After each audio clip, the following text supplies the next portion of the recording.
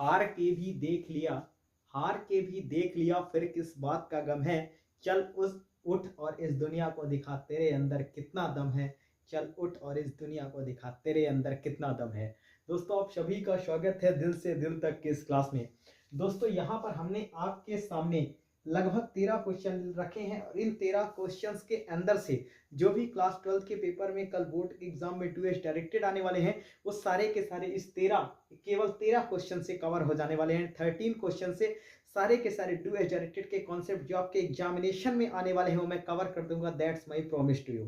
बस आपसे एक दोस्तों वादा है, बस एक प्रॉमिस है कि आप इस वीडियो को पूरा देखिए ताकि आप कॉन्सेप्ट को समझ पाएं। हो सकता है आपके सामने आपके एग्जामिनेशन में ये सेम क्वेश्चन ना आए, पर इसके बाहर इन कॉन्सेप्ट के बाहर एक भी सवाल नहीं आएगा। इस बात को मैं यहाँ पर आपको लिख के दे सकता हूँ कि इस कॉन्सेप्ट के बाहर एक भी सवाल नहीं आएगा। जिन जिन चैप्टर को बता रहा हूँ उन चैप्टर को पढ़ लीजिएगा, उन चैप्टर्स को पढ़ लीजिएगा। वैसे तो अगर आप ये वीडियो देख लेते हैं तो भी आपका पूरा काम हो ही जाएगा।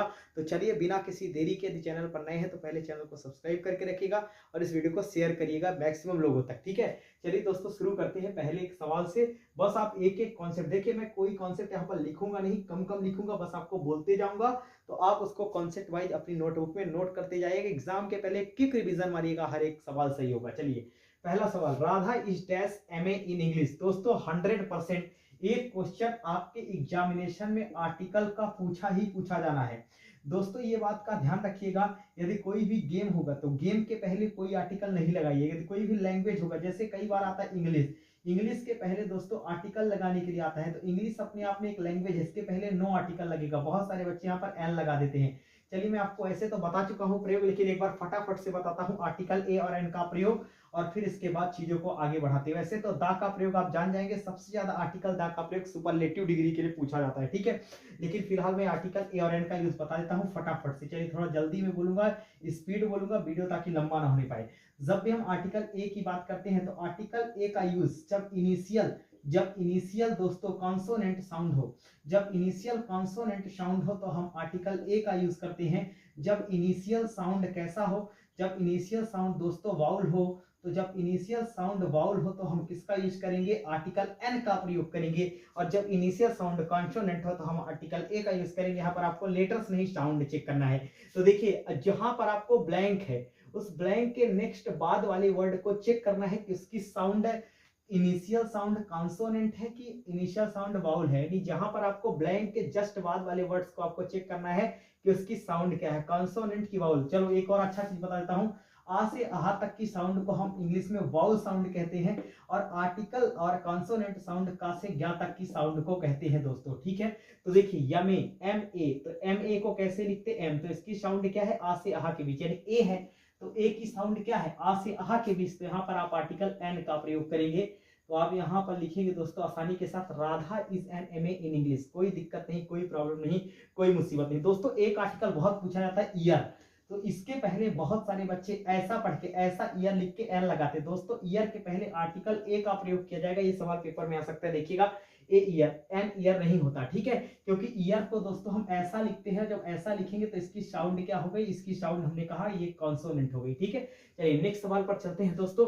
लिखा है he needed dash dash rest. एक सवाल लिटिल और फ्यू का पढ़ लीजिएगा दोस्तों। जब भी आपको, सुनिएगा मेरी बात को बहुत गौर से, जब भी आपको लिटिल और फ्यू के कोई भी सवाल सॉल्व करना हो, चाहे अ लिटिल हो, द लिटिल हो या फिर लिटिल हो, चाहे फ्यू हो, अ फ्यू हो या द फ्यू हो, जब भी इसके कोई सवाल सॉल्व करना है आपको, तो जहां पर आपको ये ब्लैंक के इस प्लेस पर जो चीजें भरना है, जैसे ब्लैंक में मान लीजिए आपको जो भरना है उसके नेक्स्ट बाद वाला नाउन चेक कर लीजिए आप। तो आपने देखा दोस्तों, अगर ये नाउन, सुनिएगा, अगर ये नाउन PCN है, प्लूरल काउंटेबल नाउन है, तो कोई ना कोई ऑप्शन फ्यू वाला रहेगा, चाहे अ फ्यू हो, चाहे द फ्यू हो, और चाहे आपका हो जाए कि फ्यू बस।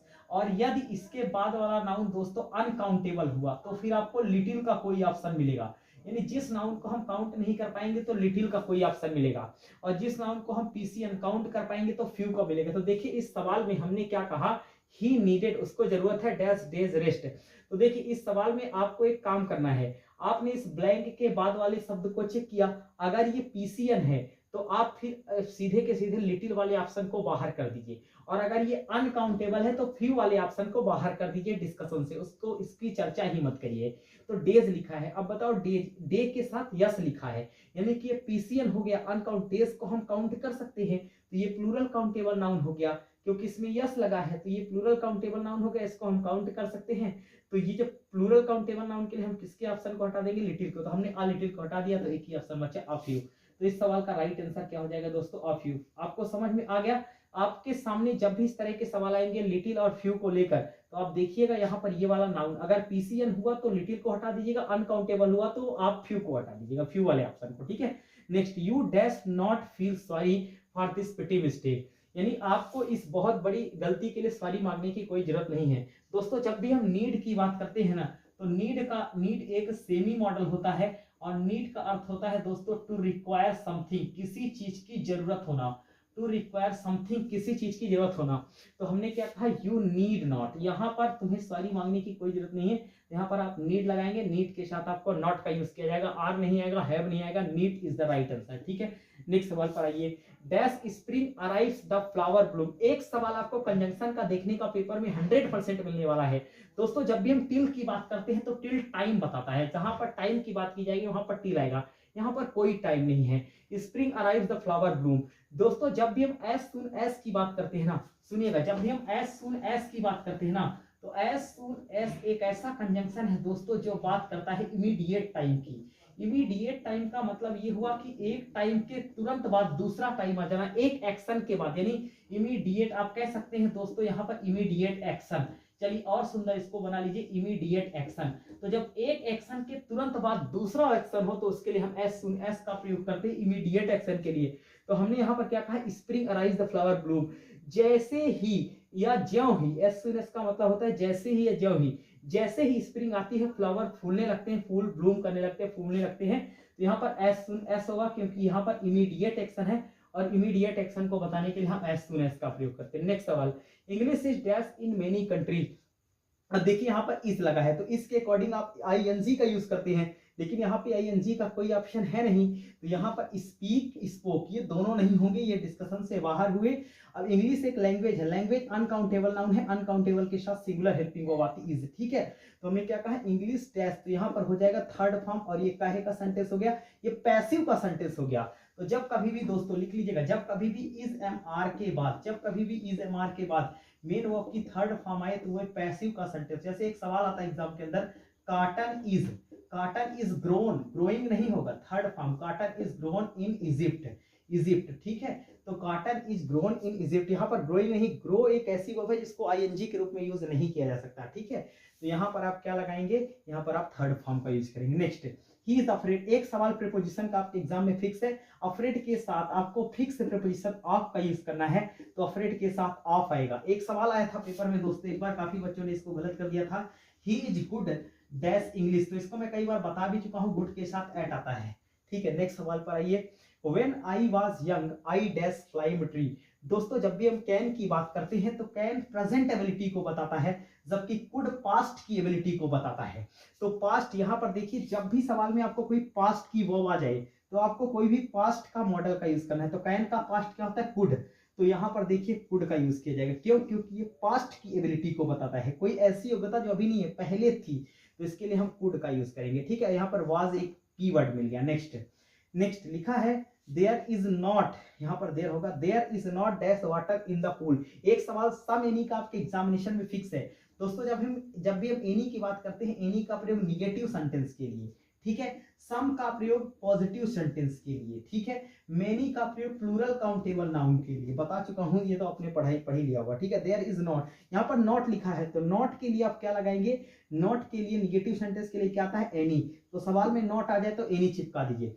दोस्तों सम और एनी का एक यूज बहुत अच्छा पेपर में आता है, जब भी कभी पोलाइट वे में कोई क्वेश्चन किया जाए तो सम लगाइएगा, यदि क्वेश्चन सिंपल वे में है तो एनी का यूज कीजिएगा, पोलाइट वे में जब होगा तो सम का यूज करेंगे, ठीक है।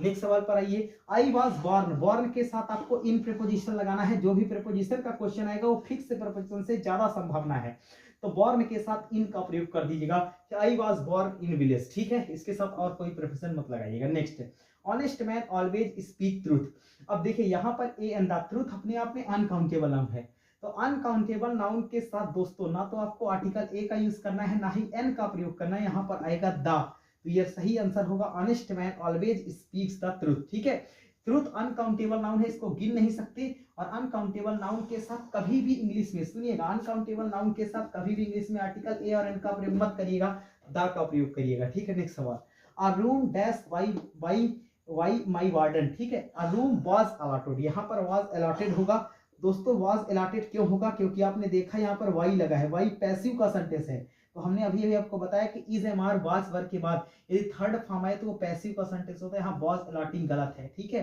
तो वाज अलॉटेड होगा। नेक्स्ट सवाल, ही डाइड दोस्तों, डाइड के साथ ही डाइड ऑफ मलेरिया, तो जब किसी पर्सन की मौत किसी बीमारी से हो जाए तो डाई के साथ ऑफ लगाना है आपको। सुनिएगा, जब भी हम बात करते हैं मच और मेनी की, तो पहले सुनिए, मच का प्रयोग अनकाउंटेबल नाउन के लिए, जिस नाउन को हम काउंट नहीं कर सकते, तो जहां पर आपको ब्लैंक आएगा उसके बाद वाला नाउन चेक करिएगा, अनकाउंटेबल है कि पीसीएन। यदि प्लूरल काउंटेबल हुआ तो मैनी लगाइएगा, अनकाउंटेबल हुआ तो सीधे आप क्या लगाएंगे, मच लगाएंगे। इसको सुनिए, इस वाले कॉन्सेप्ट को, ही डाइड डैश मलेरिया। दोस्तों, जब किसी पर्सन की मौत किसी बीमारी से हो जाए तो आप डाई के साथ ऑफ लगाएंगे, और जब किसी पर्सन की मौत बीमारी से ना हो, कोई और रीजन हो, तो उसके लिए हम डाई के साथ फ्रॉम का प्रयोग करते हैं। जैसे मैं कह दूं कि ही इज डाइड या ही डाइड, ऐसा लिख देता हूं, ही डाइड डैश हार्नेस, तो हार्नेस, तो यहाँ पर ये बीमारी नहीं है, तो यहाँ पर आप लगाएंगे क्या, फ्रॉम, यहाँ पर आप लगाएंगे फ्रॉम। तो जब किसी पर्सन की मौत किसी बीमारी से हो जाए तो डाई के साथ ऑफ, और बीमारी का रीजन, मरने का रीजन बीमारी ना हो कोई और हो तो फ्रॉम लगाइएगा। ठीक है, his house is situated dash the road. अब देखिए दोस्तों, एक प्रयोग बहुत आता है बिसाइड और बिसाइड। बिसाइड का यूज किसी प्लेस को बताने के लिए किया जाता है, बिसाइड का मतलब होता है अतिरिक्त। ठीक है, बिसाइड का मतलब होता है बगल में। ठीक है, प्लेस को बताने के लिए बगल में, नेक्स्ट टू के रूप में इसका यूज करते हैं, नेक्स्ट टू का मतलब बगल में, और बिसाइड्स अगर जिसमें यस लगा तो उसका अर्थ होता है इन एडिशन टू, के अतिरिक्त।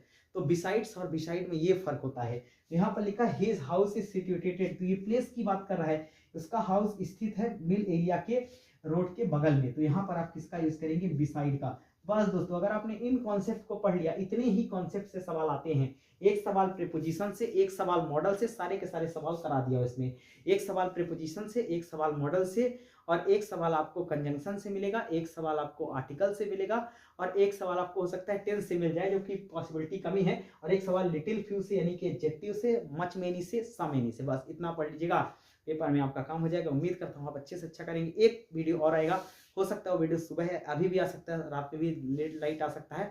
इंपॉर्टेंस ऑफ इंग्लिश का आपको आर्टिकल बहुत इंपॉर्टेंट है, वो पढ़ लीजिएगा, और आपको नोटिस और आपको एप्लीकेशन बता देता हूँ, SLC TC का पढ़ लीजिएगा दोस्तों, और मल फंक्शनिंग ऑफ गवर्नमेंट हॉस्पिटल पढ़ लीजिएगा, कंप्लेंट अगेंस्ट पोस्ट मास्टर पढ़ लीजिएगा, और एक आपका कौन सा हो सकता है, हाँ एक आपका और बता रहा हूँ, एक मिनट, हाँ इतना पढ़ लीजिएगा, बस इतना इंपॉर्टेंट है, और एक क्लाउड स्पीकर पे प्रतिबंध, बस इतना पढ़ लीजिएगा, काम हो जाएगा, इसके बाहर नहीं आएगा। उम्मीद करता हूँ दोस्तों आपने सारे वीडियो देख लेंगे फॉर्मेट बाय फॉर्मेट। अब मिलेंगे आपसे नेक्स्ट वीडियो में फिर एक शानदार नए कॉन्सेप्ट के साथ, तब तक के लिए अपना ख्याल रखिएगा, चैनल को सब्सक्राइब करिएगा। Thank you so much.